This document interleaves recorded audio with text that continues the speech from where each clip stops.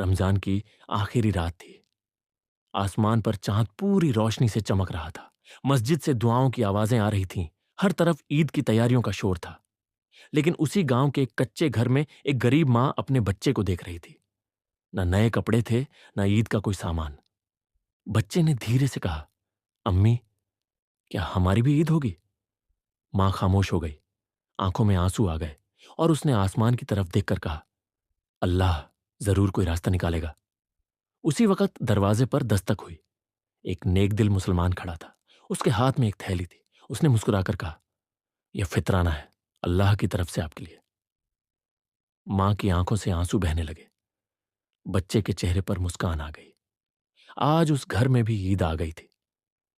فطرانہ صرف پیسوں کا نام نہیں، یہ بھوکے کے لیے روزی ہے، غریب کے لیے خوشی ہے، اور روزے دار کے روزوں کی کمیوں کا کفارہ ہے۔ رسول اللہ صلی اللہ علیہ وسلم نے فرمایا، صدقہ فطر روزوں کو بیکار باتوں سے پاک کرتا ہے اور مسکینوں کے لیے کھانا بنتا ہے۔ اسی لیے اسلام ہمیں حکم دیتا ہے کہ فطرانہ عید کی نماز سے پہلے ادا کریں، تاکہ کوئی بھی مسلمان عید کی خوشیوں سے محروم نہ رہے۔ آئیے اس عید پر ہم بھی فطرانہ ادا کریں، کسی غریب کے دروازے پر خوشی بن کر دستک دیں، اور اللہ کی رضا حاصل کریں۔